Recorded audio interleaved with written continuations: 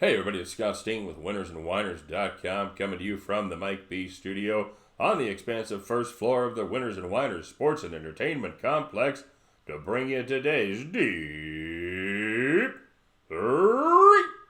As always, don't forget to like, don't forget to subscribe. If you haven't told your friends yet, make sure you tell your friends, tell your family, check us out, of course, on social media as well over there at Facebook and Twitter. It's usually me posting, so check us out, engage us over there, and let's have some fun with that social media as the kids are all doing there. And of course, let us know what you're playing in the comment section. Tell us what games you're on. Are you fading the deep three, tailing the deep three? Maybe a little combination. Maybe you got some stuff on your own worked out, and whatever it is, put it up there. We don't even care what sport it is: soccer, golf, baseball, summer league basketball, Korean baseball, Mexican baseball we had today. We don't care. We do not discriminate as long as they are winners. We will give you, of course, the shout out on the next day's show. And when you get enough right, you will be the much coveted capper of the day. So make sure you put your picks in the comment section. Check out our sites over there, winnersandwhiners.com, statsalt.com. Check out our partners in New Jersey. You know the drill, pointsbet.com. Great welcome specials. The whole 9 yards. It's the best. If you're in New Jersey and you're not using them, why? So get over there and take care of some business. All right. Well, let's take a quick look at where we were yesterday. We had the started off with the Kansas City pick, and we pulled out of that one because Homer Bailey traded. Yeah, he gone. Joe. They unloaded his contract, and I want to say that Homer had a substantial contract. I want to say he was making $21 million. I want to make sure that's right before I start flapping my gums here. But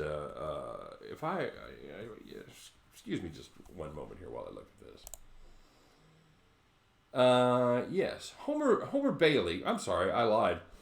Homer Bailey was making $23 million this season. Remember, this is the same Homer Bailey that started 20 games for the Reds last year and lost 19 of them. So for the one victory that he recorded last year, he was being paid $23 million. One more victory than I had, by the way, and I got paid nothing by the Royals. So, fair? I don't think so.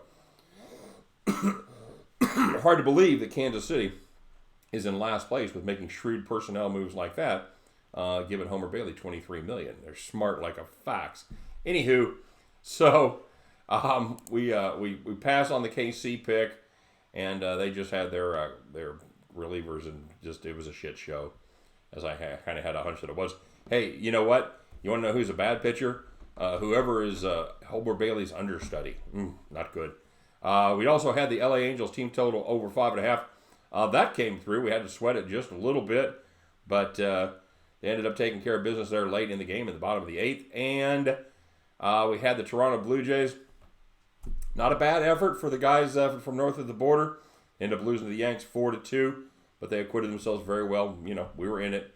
So we took a little swipe at the doggy style. And we split once again. On the premium side, we had the Atlanta Braves take care of business against San Diego, but we also had the Washington Nationals, who ended up getting walked off by Philly in the bottom of the 9th. So 1-1 we go on the premium side, 1-1 we go on the deep three, and here we go with today's picks. Hey guys, sorry about that. First game I'm taking a look at is the White Sox at the Kansas City Royals. Lucas Giolito is on the mound for the White Sox against Jake Junis for the Kansas City Royals. So first of all, if you haven't seen this game yet, sit there for a minute. I'm going to give you a second and tell me what's your guess on what the line is going to be. All right, who's favored? What do you think that number is? All right, you got it?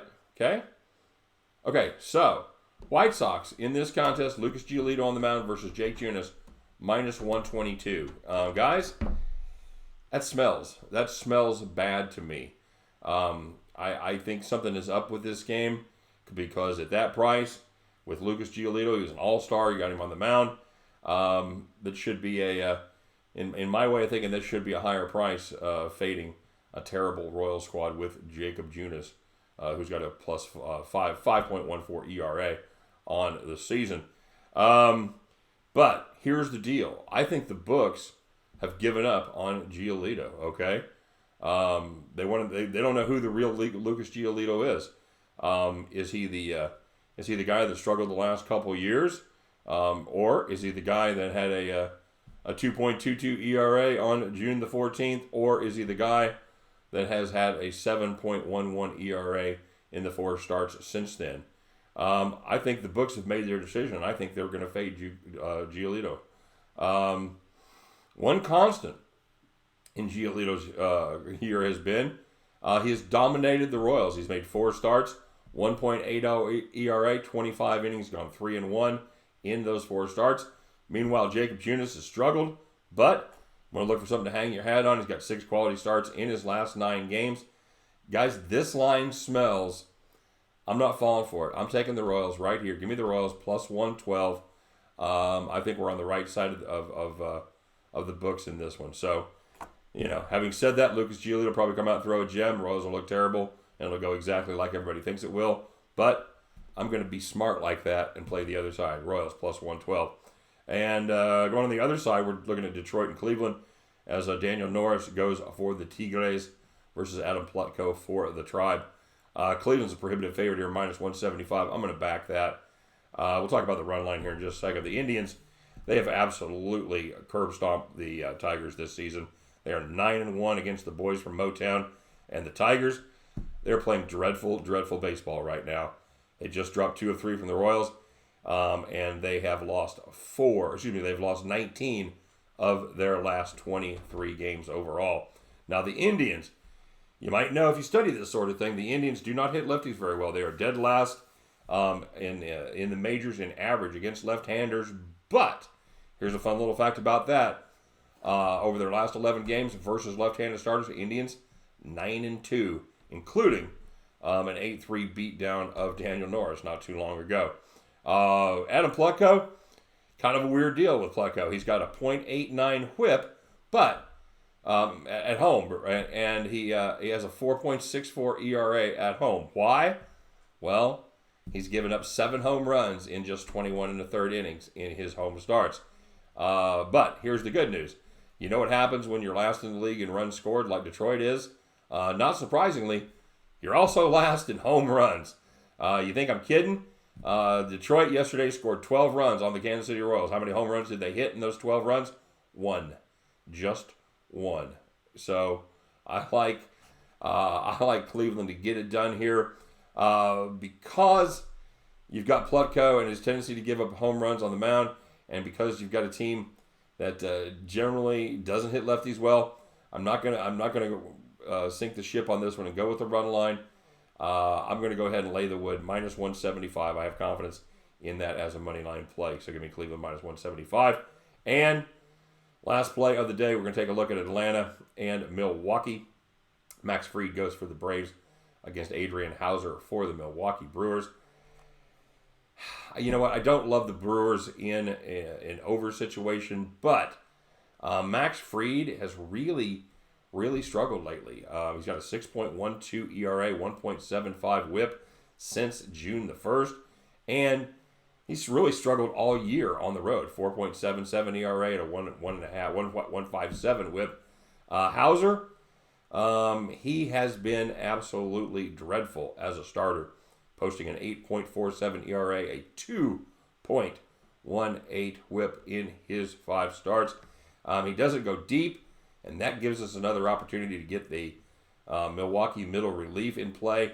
As you know, if you've been watching the show, don't like the Milwaukee middle relief. I like Jeffries, and I like Hader on the end. But before that, from the 4th or 5th inning till the 8th or 9th, I don't like these guys at all. They gave up 6 runs yesterday to lose the game late. So I'm going to go ahead and back the over 10 in that one. Give me over 10 in the Atlanta-Milwaukee game. And Cleveland, minus 175. And, of course, those lovable losers, it's the Kansas City Royals, plus 112 at the end of those 3 games. You guys can join me as we pick up our winning tickets and we head back to the window. All right, guys, let's take a quick look as we put up our numbers for the premium service. And it goes a little something like this. Once again, we go 1-1. That brings us still 2 games under 500 for the year. But the rally's coming, man. I can feel it. We're close. The only 2 games we've lost since the break. Both of them went to one went to extra innings. The other one got walked off the bottom of the ninth. So we're right there. We're right there with our picks. Good time to jump on the premium service if you're interested. Follow that link right there. All right, guys. Now let's take a look at the shout-outs for the day. Kiss the Degenerate. He said that he liked the he had the Braves in that one. He had the Yankees in Toronto over. He had the LA Dodgers and Boston under.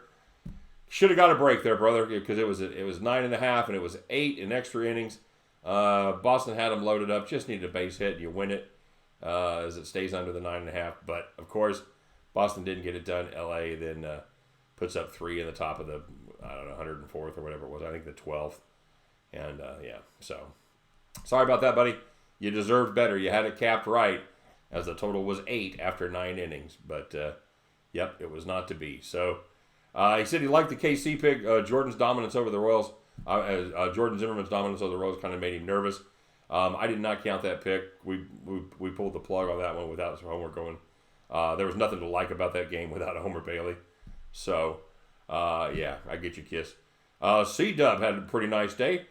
C-Dub, not the volume player that he often is. Kind of must have been quiet in the soccer world today. But good news is he was 100%. Went 2-0 plus 200. Nice job, C-Dub.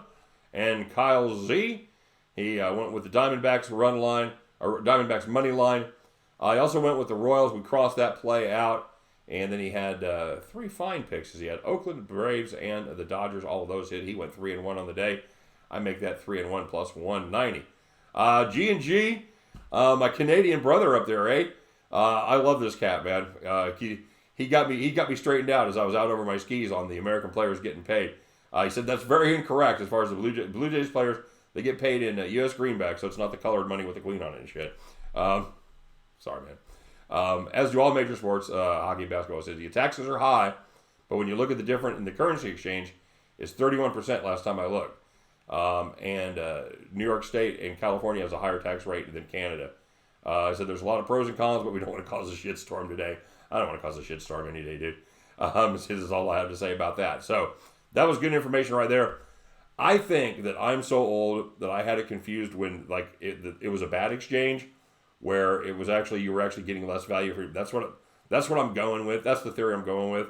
Like I said, I was out over my skis and I that's what tickles my brains. That's how it used to be. G&G, maybe you can straighten me out on that too, man. But that was so that's good information. That's absolutely cool about the American players getting paid up there in Canada. And he said that he disagreed with you about Tanaka being superior to Stroman.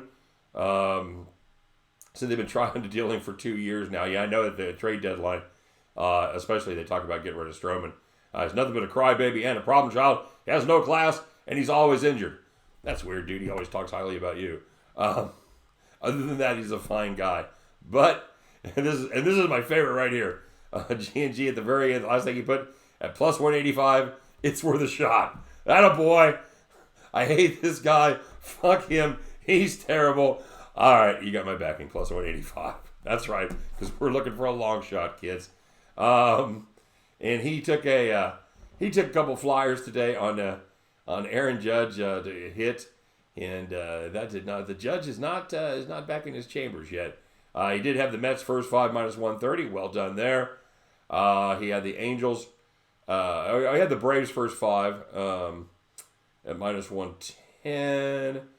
And he had the Angels minus 2.5 at plus 275. Well done, my friend. And yeah, no sweat on that one as that was tied 3-3 going to bottom 8. He had the Angels in the first inning minus a half. Nope. But he... here's my favorite. He had the Toros de Tijuana versus Pueblo. He had Tijuana minus 130. Even I, with my rudimentary Mexican restaurant Spanish, knows that means the Bulls of Tijuana. So the Bulls, they got it done today, man. Well done there. as G&G, he hit him a little bit of a lick there. So, close. Not a profitable day, but very, very close, man. You're like right on the edge. So, we had two of our honorable mention capper. One honorable mention capper today is Kyle Z. He went 3-1 on the day, plus 190. Nicely done, Kyle. And in a close battle, it was C-Dub with his two perfect soccer picks. He goes 2-0 plus 200. He edges out Kyle Z by just $10 as Kyle goes plus 190. Still, two very fine days for both of you guys, but C-Dub, you are, once again, sir, our capper of the day. Congratulations. Congratulations to all you guys.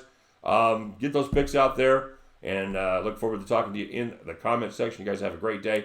Have a great week. Let's start with some wins, and we'll meet back here tomorrow and talk all about it. All right? You guys take care. Bye-bye.